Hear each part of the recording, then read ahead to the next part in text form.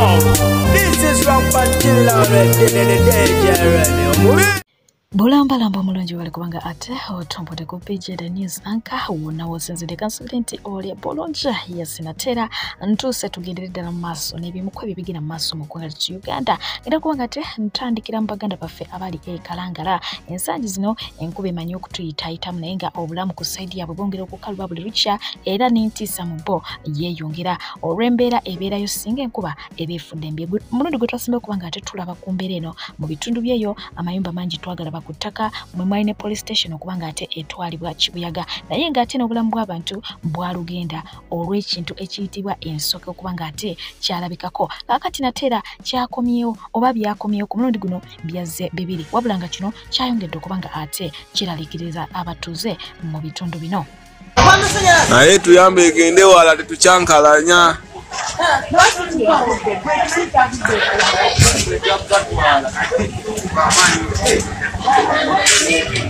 ezo nsoki zizo ziri bbiri enkulu n'ento zisimbye walayi nga tujjako gaaki ezo gye bayita ensoke esimba bwetyo ku mazzi n'eba nkyamu nnyo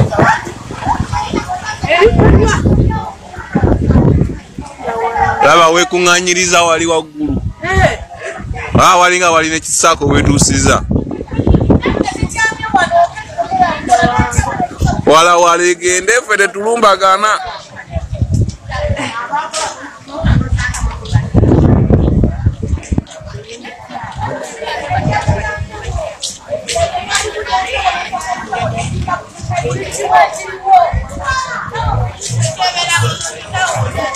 ensoke eyo gye bayita ensoke ziri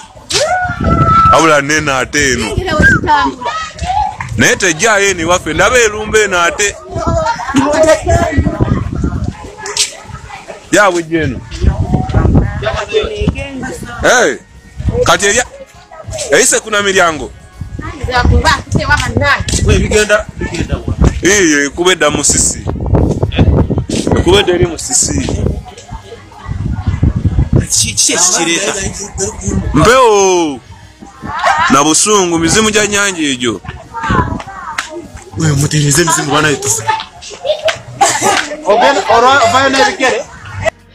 Jebuvuddekawo nabatuusaako akatambi k'omukyala yali yemulugunya ku ddwaliro lya St. Francis Nsambya ate nga bangi mu comment section nabo bajja beemulugunya tulabyeko n'abo abataddewo eŋŋumi ku ground ku ddwaliro lino so libaddeko ssaga mpitirivu weewaabwo omu ku basawo mu ddwaliro lino yavuddeyo n'abaako ensonga gy'alambulula.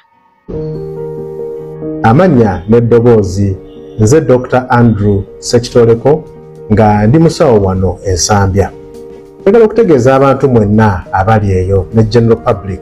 tifenge eddwaliro ery'Ensambya tetujjaamu bitundu bya muntu bibumba nsigo mutima mawuggwe n'ebirala ekintu ekyo okubaawo walina okubaawo ebikolebwa ebitegeka omulwadde agenda okufuna ekitundu ekyo ate n'ono agenda okugaba abantu abo balina okubanga beemanyi tekiri random kwa test ezikolebwa zitwala n'ebbanga erisukka ne mwezi bangi abatutte ku bantu ebweru okufuna transfer bimanyi kitwala ebbanga ddene okufuna match wall test eyitibwa HLA testing tissue typing tulina okufuna tissue yono ne tugimatchinga omuntu alina okuba nga talina kirwadde kya mutima alina okuba nga talina kirwadde kya kitundu kirala kyonna kya mubiri talina infection talina malaria balina okukebera buli kamu kalonda yenna okulaba nti abantu abo bamachinga okubanga ogana ejjibwamu ate neeweebwa omulala n'olwekyo njagala okukkaatiriza era nga mmaliriza iffe ng'Ensambya eddwaliro yaffe ery'Ensambya tetutwala bitundu bya muntu yenna. Songa abamu ku bannayuganda si bamativu ne testing kits ezibaweebwa naddala ezikebera akawuka ka mukenenya nga bagamba nti zino oluzikozesa eva zikulaga nti oli mulwadde so nga ate ogendako ewalala okwekebeza mwana tu ne bakugamba nti omulwadde tokola ki tobulina so bwe weesanga ng'obadde tokozesezzaako other means okuba nga weetestinga mwana tu oyinza okugenda ku ARVs ekintu ekitayinza kuba kirungi eri obulamu bwo wabula nga bano baakulembeddwamu omukulu amanyiddwa nga chicken era nga basinga obungi balabikiddeko mu comment section nga beemulugunya nga bagamba nti omukulu ono byabadde ayogerako byabadde bituufu ddala. Ministry of Health fantastic. Simanyi ebera Ministry of Health ebera ki? Ebera TASO, USO, UN, USAID, ebera UWEK campaign ebera ki? Simanyi. Obuntu buno bannange tusaba mu bujje katali. Akantu kano kakebera HIV naye akantu kano kafu nnyo. Akantu kano kakuwa higher chances of HIV positive. Ate nga toli. Waliwo bomera mayini obulala mubumanyi mwenna abasinga obulinga obupapula obwo buntu buli wembukebeza nze tekandeterangako false results ne buli wenkebeza akantu kano kayina okumpa results enfunga nina okukaddamu bannaye Ministry of Health simanyi obuntu buno bwetaaga kujja ku market buno buviireko ddala olunaku lugenda ku kyakantu kano kato omwana w'omuntu kajjamu results nti mulwadde nga si mulwadde akutuke akantu kano kafu nnyo kano. This one is very bad. So mukitunule mumuli mulawo bakinakola. Y'omukyala amanyiddwa nga Justine Namere ye yawonye okugajjambulwa abatuuze ku mukolo ogumu gye yabadde agenze bwe bavudde mu mbeera bwe batyo ne bamufuumula oba ne bamufubutula. Era tujja kikola minisita nange nkulina okwanoonyesa embeera wasite era njagala okubategeeza tugenda kukkaanya mu ngeri gy'ogenda okukolamu era tubakkiriza okutandika okukola mu ngeri gye tukyesezezze ekyo tewajjajja kiwumba tugenda kutambula ngaomwe mukole omulimu ogwammwe naffe tukole ogwaffe nsemeeya wasite eno oba oyagala oba tokola ki oba toyagala nogenda okukola mu masakasise teri mulala ajja kubuuka kutameeya ekindeese wano okubalampiza nakubateekateeka ezo diversion twamanya nyimiridde wano ku lw'abantu ku lw'amaanyi g'abantu mumwanonda era ngenda abanga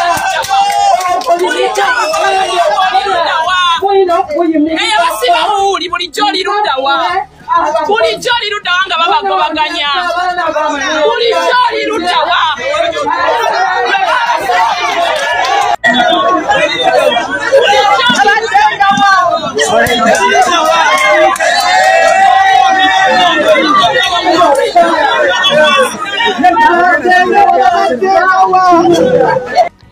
Omuwandiisi ate nga producer Mukadeke Kamunga muyimbi omukulu amanyiddwa nga Dr. T avuddeyo bw'atyo n'agenda maaso okuba nga asaba gavumenti y'eggwanga lyettu Uganda ebakwatireko bo nga bo abali mu industry ebazimbireyo estate okitegeera oba ebawe ettaka ettaka eryo nga lyakuzimbako estate esobola okuba nga ate zibayambako mu kukola firimu ezituukanye n'omutindo mu ggwanga lyettu Uganda basobole okuba nga basitula kye bayita movie industry. So ngate yo mukura kulembedde mu Federation Idrissa Musoza mukawefe okuba nga ate awangula copyright eri abo abakola ebiyiye munanga ina akayimba akapya akayimba ako waliwo omuvubuka eyavuddeyo ngalaga nti kake so no yo mukura manyiddwa nga Sizaman yavuddeyo nagenda maaso okuba nga ate amuwandikako n'agamba nti kati bituusa omukulu alowooza copyright ye yekka n'olw'ensonga eyo yasazeewo abirenga ate agajambula ennyimba z'abanne.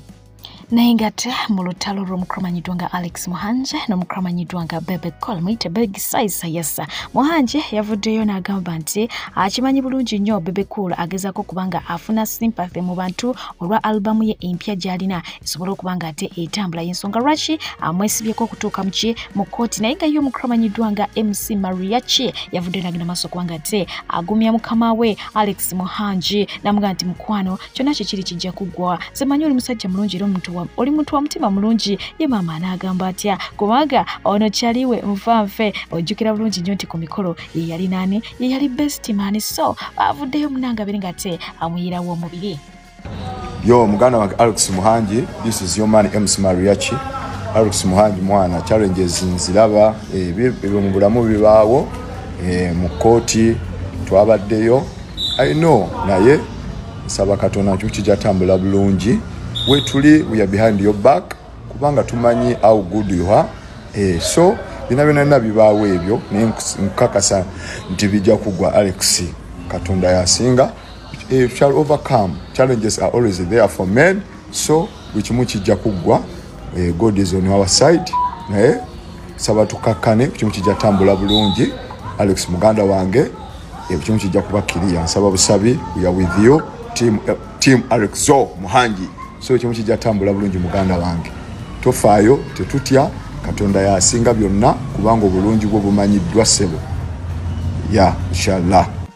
Atenga y'omukyala amanyiddwa nga Karungi Shiba yaseze mu interviews zasookeddeko ddala nga yakadda ebutaka mu ggwanga lya Uganda yasookedde omukyala amanyiddwa nga Ruth Kalibala ono nno ng'eyo gye yasinzidde okuba nga ate ayogera ku ebyo bye yayitamu mu bulamu bwe agamba ekifaananyi taata tekiriimu era ye takimanyi okitegeera so mu ngeri efaananako bw'etyo alina ebintu byakkiririzaamu nga ebyo okusingira ddala biva ku sayidi ya maama we kubanga ye maama bw'ati bwe yamukuza maama Munyankole so naye akkiriza nti Munyankole byatata tayagala kumanya mama si musiraamu ate era mama si yali awo nti ayina eddiini wabula amanyi kimu nti akkiriza Mukama Katonda so ne Shiba naye bw'ati bwakola ki bwe yeekwatakwata simanyi kigambo taata sikimanyi nze nganze simulabangako simumanyi simanyi taata kyakola nze nganze yanze nkuze ndaba mama Erinnya Shiba abasina ya kisiraamu na Shiba ya kisiraamu oli musiraamu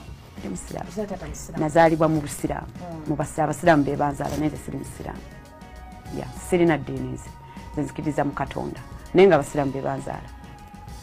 naye kati gwe kasa watandika okutegeera nenzikiriza mu Katonda sirinawo ddiini kyonna taata wange kyali kale sikiri nze ndi kyonna mama wange kyali era naye si musiraamu naye ate era naye si muntu wa ddiini era nti ki naye nze ate njagala nnyo Katonda wange ali ku mutima mama wange si musiraamu mama wange Munyankole so byonna mama wange byali byendi agali mu nkubo gagamba nti omukulu amanyiddwa nga Bwizomanizo bw'ati yagenze maaso kubanga ate akwasaganya emikolo egy'okukyala gye bazaala omukyala amanyiddwa nga Sandra Teta so tujja kubanga ate tubyekkaanya bulungi weewaawo ebifaananyi bino wamu n'akatambi k'omukyala ono byagoyinze viral era nga bangi bagenze maaso kubanga ate bakonkuludinga nti oyo Prima Kadash ne bagamba bannange ng'ate afaanana bulala ng'ali mu filter ye bannange this and that naye ga waliwo abavudde ne bagamba nti namwe ona mufananyi bufananyi no si Prima naye nga amazima matufu gali nti si yeye yamufananyi bufananyi first of all enviri za Prima zo zirimu wano akakubo ate zono teziri mu kakubo ekyokubiri Prima taina kazigo omukyalo ono ali mu katambi aina akazigo so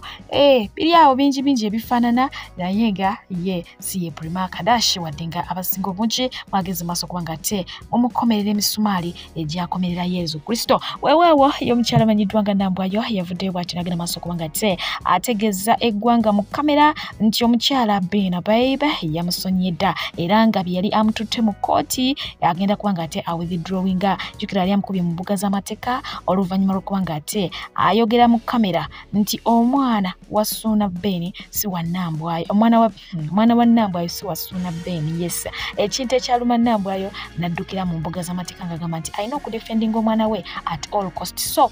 bwatyo yasazeewo kubanga ate omusango agukola ki agukyayo n'agamba nti ne Bina amusonye wano nno ebimunyeza obutabikusomera oyinza okubyesomera ono nno Gloria Buji yavuddeyo n'agamba nti Nyaashe Thenga n'atulaga ku kifaananyi kye ekiraga Nyaashe nga bulijjo ebintu bye bimanyi watera kubanga ate abikwasaganya akati Gloria munne yavuddeyo nga si musanyufu nga munyivu muzibu yamuvumye n'amugamba atwale eri animalo olutalina Twin Towers so awo nsubiro kyagidde bulungi n'agamba simanyi na lwaki bakuwa erinnya lya Gloria n'amusoza olusozi oluwanvu abantu bakambwe. Anyways, ate ye omukyala amanyiddwa nga Mugera yavuddeyo n'agenda maaso kubanga ate ali prayinga Zawi kukuba nti munange yeeyise smooth n'agamba obwa smooth tebukulabika no dda. Zawi n'amugamba mukwano nzijjako amayindo ddia nze wano tojja kubanga ate onsesemera. Ate nga ye omukyala amanyiddwa nga Lydia Jasmine alina akayimba akajja wabula nga ate aba Galaxy bavuddeyo ne beebuuza lwaki Lydia Jasmine teyakozesa Nimrod nga Vixen mu kayimba kano. Jasmine n'agamba nti Nimrod yagaana okugyamu essaati. Amya fact nti omusajja alimu yajjamu essaati. Jasmine aga nti Nimrod yagaana okugyamu essaati tamanyi lwaki yagaana. Awo nno Nimrod n'ayanukula n'agamba nti mukwano nze nali ntya okukola ki okuwalya mpembalasi. Byebimu ku ebyo bigenda mu maaso eyo naye nga bwe tuddako eruuyi eno abo aba Nigeria bongeredde ddala kubanga ate batabuka. Abasajja aba Nigeria gye bakoma okuloza ku bakyala aba Uganda mwanattu ekintu kikola ki kitabuka butabusika kati bonna balaba bali eyo mu comment section mbu banoonya bakyala baki bana Uganda. N'omuzanyi wa sinema amanyiddwa nga Frederick Leonard yes bw'ati yagenze maaso kubanga akola iniemu awo eraga nti abaana aba Uganda bayimiridde era nga yagikoze mu firimu ye eri latest yes lyawo kakati mukwano. Abakyala aba Nigeria waliwo yavuddeyo n'abalyamu olukwe n'agamba nze nazudde lwaki abasajja aba Nigeria baagala abakyala aba Uganda. First of all balina empisa, second of all bagumiikiriza, third basiima akantu ne kabeera katono katya bawa abasajja ebitiibwa. Naye bano today know what they are talking about. Oba tubaleke tetubalabula. Anyways bwe batyo ne batendereza abakyala aba Uganda okubeera everything era nga omukyalo ya conclude nze ng'agamba nti nange munanga abakyala abo aba Uganda baba nga we batyo we bali nti ne bw'aba ava mu kazannyo kano ak'ennambole agamba omwami thank you baby kulikayo baby ebigambo we bityo kakati mpagira abambi baffe naffe babiri ng'ate bakola ki babatwala mukwano. Abasajja aba Nigeria bongedde okutabuka bagala bakyala aba Uganda mwerinde bagenda okubaloga. Ugandan men, Nigerian men are after you. We heard that your women are so respectful. They are feminine, just the way a proper woman is supposed to be, and they are soft and they respect men a lot. They appreciate every little thing you do for them. Here in the UK, Nigerian men are all after Ugandan women now because they say that Ugandan women are real women. They respect men a lot. They appreciate every single little thing you do for them. And you know what? Nigerian men are coming for you guys, you Ugandan men. They are going to take your joy away. Just like what they did to South Africans. Every day South African men are on social media complaining. Nigerian men, they're taking all our women. It's your turn now, Uganda. I feel sorry for you guys. I feel so sorry. I know what? They said Ugandan women, they come up plenty water down there. And Nigerian men, they take here that kind of thing. Soft woman, good woman. Can't they come up plenty water? Hey, once they touch them small, everywhere don't stew, everywhere don't. I feel sorry for you guys. Just bear with us, you know. Anywhere where we hear say good women day, Nigerian men the troop go there. So I feel sorry for you guys because your women treat men like kings, and that is what Nigerian men want. Every day now in the UK, Nigerian men are marrying Uganda women, putting a ring on their finger, taking them to their house, and making them the mother of their children and the love of their life. And very soon, Nigerians in Nigeria will be traveling to Uganda to marry all the whole women there in Uganda. So you guys should be prepared and bear with us, I beg. No wonder you barely see any Ugandan man. I've never met any Ugandan man in my entire life. You guys are always there in Uganda, enjoying your good women. You won't leave your country. Yeah. Okay, Nigerian men are coming for you guys. Because Nigerian men, they take ear here say there is a good woman somewhere that respects men a lot. Nigerian men like respect. You respect them. You appreciate every single little thing they do for you. I even hear say after knacking himself, Ugandan women, they say thank you after knacking. Hey, consoft. Omwa you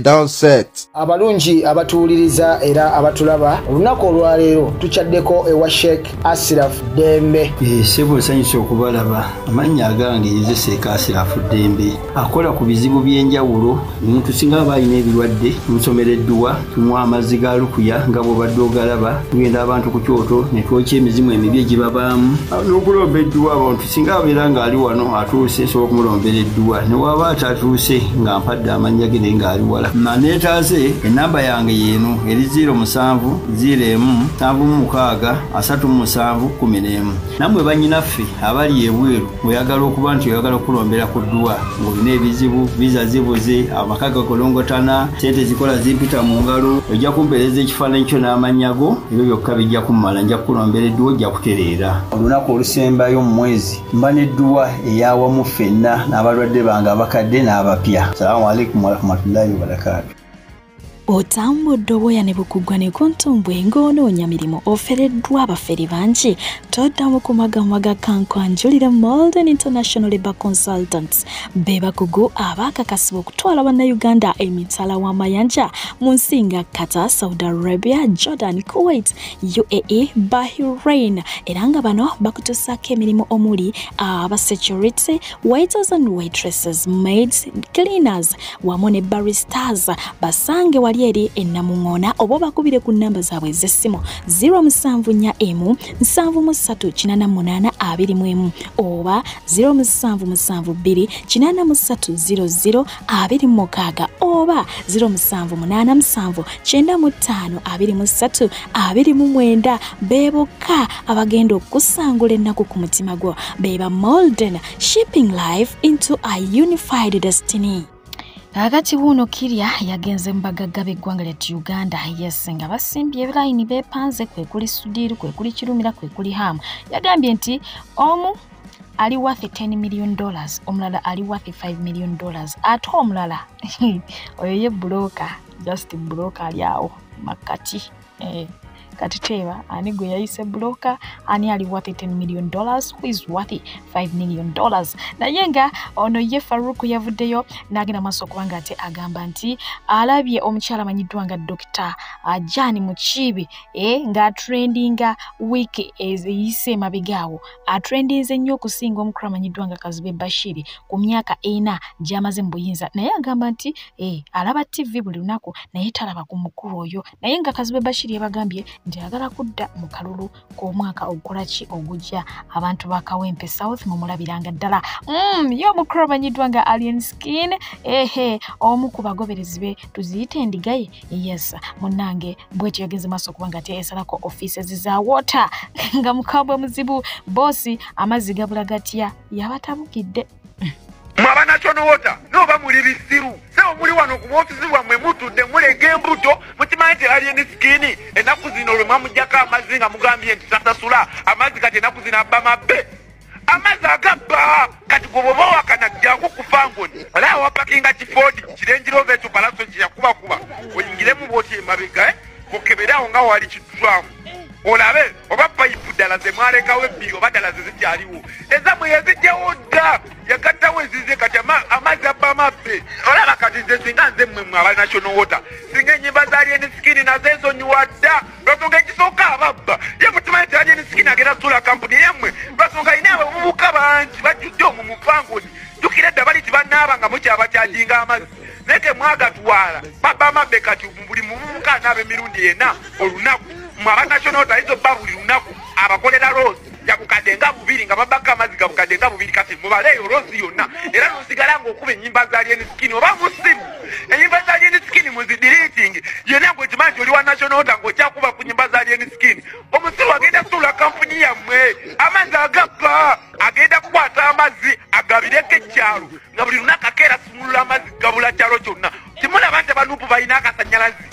ne katono Alien Skin alina amazzi era kati buli omu asenera wa Alien Skin naye nga manyi lwaki basenera wa Alien Skin lwasonga gabwerere kitegeeza ababba mwene babosi bamwe mwenna nga bwe mutula mu ofisi ne mulegeza emputu muli bisiru omusajja lyeri ababba amazzi muli ku ofisi mutudde kati eyo lwasisente mmeka naye muli ku mizigo mubataddeko obuzito nga Alien Skin alina kampu y'amagye jazzi yonna n'ava ebba ku mazzi mwate kati babasasula era mukwate payipu mukwate buli kimu mita namba zammwe mugende wa Alien Skin emanju eyo gye yateeka kitwa mu nkebere oba payipu ze mwalekayo zentu kuba kati payipu yazikyusa dda mwe mulowooza bwabutemako amazzi nga buli lunaku anaaba Omulwadde ye agenda adda engulu era ng'embeera kati ekyusekyuseemuko aseka alya naye nga ekiriwo kye eky'okuba nga ate ayeeyerezebwa bangi bavuddeyo okuba nga ate bamuyeeyereza naye nga bangi beewuunyiza abamu tebeewuunyiza okulaba omukulu amanyiddwa nga Kasuku nga amuyimbira Mali Butole amuyimbidde akayimba ka Mali Butole gattako n'okuba nga ate amusekerera mu kkaawo kati abamu ne bagamba yiyi ate kyaliwo akola atya bw'ati n'akukolako shonnamba ate kyaliwo ennaku ye ate agifudde essanyu weewaawo bangi bagenze maaso okuba nga ate bali relatinga ebintu Junior byazze ayogera ne ku mbeera eno emutuuseeko era nga barelatinze ku mbeera bbiri embeera ya chicken okuga nti yali yeekoza mu kubanga yakubibwa jjojuzi ne ku mbeera y'omukulu amanyiddwa nga Robert Kyagulanyi Ssentamu eyamutuukako mu bitundu eyo eby'Bulindo Kira bwe baamukubira kanisita kaki katiyagasi ate awo ngenda kuba nga nkusibuza mwana mulenzi amanyiddwa nga Calvin Kayanja bangi bavuddeyo okumubuuza nti tebamulaba butya bwakyalira kyaliwe bwe batera okuzirunda bwe batera okwasama nga tebamulaba n'avaayo n'abawa ensonga lwaki teyamukyalidde okuweereza mbadde pije nyongera okujjukiza nti ka airport pickup weekali nnyonyi ddala ate nga abateekamu ensimbi bali babiri kwe kuli aba Molden International Labour Consultants wamu ne Sheikh Ashraf Ngera bojja okuba nga ate obalaba mubeere bulungi mweraba. Bobi Wine ka fragment kamukonyeeko obulwadde bwa principal bwatuleme okumanya kuba mu ddwaliro babataddeko ebyuma by'omutima ate ng'eno tama emirundi Junior ka atike bakukubye ku listi tekakunyumidde oba ka global pay nti naga amanyo ge wayambadde tegakunyumidde ga layisi wandigenze mu identity care ne bakuwa amanya amalungi tegedde guno geno wesiga ka paint akala yisi ono wesiga paint nga wa bay cut list bakoze mbu binabo identity care yina amanya amalungi wa nendo za Junior mukirabye mulekira kumanyira abantu mulikira okumanyira abantu Katonda alengera mu kyama mubikola mwasamira kuno ku media nze mbadde just ndiplyinga bigambo byo byemuyasamanga abala mulinde namwe kyamwe kijja just wait mu Junior go agambye wa boda tomere emmotoka eyo ne mugitomera mugwa ku accident musoloze Junior jafira mbubadi bwato chicken bwabadenga akola bamukuba engolo n'agenda mu ddwaliro mbu komanda mudoga ankubye nga bamukubye engolo yaleese obuzibu omusajja amannyo temuli omuletedde KFC nga tewagimuguliranga mulamu Kasuku olabye ebito bye nakugamba 5 oli mu ekibeerabeera chicken yagenze n'ava mu ddwaliro ku lunaku Mama Fina lwaleeta ssente Mama Fina abadde asiibulebule ng'ayita owa boda we ajja amutwaleko namugamba chicken bamusiibudde n'agivuga buvuzi paka batamale oba ani addayo ani adda mu ddwaliro n'olwala Mama Blackman na James Inde n'olusimu Mama Blackman with that kid ebintu byaleese okujjanjaba omulwadde Blackman yabirya kati Blackman yali enkoko ya chicken bamuletedde enkoko Blackman agirika agigaya omwana bamugambako nti omwana muleka alye those things Shira Price you should stop nenga chicken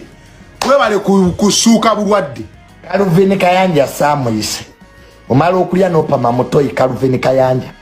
nonyampira abantu Calvin Kayanja nakwita ku birthday yange yasembayo kyewakola toilet kyatumala tojja kudda Calvin Kayanja ino omuze gw'okumala okulya nanyampira abantu onyampanyampa mu bidaala so Calvin Kayanja mukwano gwe nsaakuyise you overgas on functions ati saagala mumbuuze lwaki temunnandaba nga nzunga bungenze kulaba ku mulwadde nsasula ki mu nsi eno omuntu atajjukira baamubeererawo muntu atalina magezi gakuuma nkolagana abeera mubi nnyo nze Kampala najja kunoonya ssente si kutambula n'abantu batalina magezi mu mitwe omuntu najja mu nsonga zo najja mu mukolo gwo nga gukulemeredde n'akwata n'akasente ke n'ateekamu gubeewo bw'otandika okunoonya likes kukujja ku mukolo gwo otandikira okumuvumira bantu bange nze si pretendinga embwa ngiyita mbwa naye omuntu atalina magezi mu mutwe nze tammalira budde era nze nsasula busasuzi nti wankolera ki mumanyi wano waliwo abantu abalowooza nti buli omu anoonya mawulire nti bw'onaaba obulungi ojja kuvuma abantu bw'onaaba obubi bajje I'm not that type. Nze family yange yemalirira okunteeka emagombe sikolerera ntaana no bwe mba nakubeererawo oko nendabanga mu mutwe gwo temuli magezi ne bw'ofuna ekizibu sijja tubadde mu by'amasanyu ne nkwata n'essente zange ne nziteeka mu pateyo neegoyingawo ono nga yali egaanye bwe watuuka okunoonya likes n'otyoka nga nti najja ne mbafuuyira nga n'abalala abazungu olwaleero abanoonya amawulire tebaaliyo so mu nsi eno tugezeeko okusasula abantu mu nsi eno tugezeeko okuteekamu amagezi okukuuma enkolagana si buli muntu yenna nti ajja kunoonya mawulire mulimu abali contented mu bulamu nga nze Kayanja nze ndi mumativu nti famire yange emala okunteeka emagombe mulambo gwange si gwakusooka kuyita byalo temujje musonde tumuzza kyannamukaaka nno kati so ntunuulira nnyo yes mmala obudde bwange okulaga nti nnyoleddwa nsasula ki kumpe mulawo mulako obaddeko wama my brother beera ku ndiri awo naye nga kikuyigiriza enkolaganayo n'abantu wetwalira nnyo waggulu envumayo n'abantu n'abakubeereddewo no ne Katonda ono seba alaba ate nga kekanakadde ke tulina okukugambiramu amazima omuntu ojjukiranga omuntu yali akkoledde akantu mu nsi eno era kw'osinziiranga okumwawula mu balala ate kirungi tokikoze ku nze nzekka n'ali enisikini n'abalala bakuwanda lulusu naye nga kyekyo Katonda abikuyiseemu bw'aba ayagala nze sinyolwa kyewampisaamu kimala nenteeke mu nsonga ze ssente zange n'ovaayo olw'okuba oyagala likes noga nti najja kubafuuyira twajja Kampala kunoonya nsimbi buli omu na bizibu bye kyensasula ki okunyolwa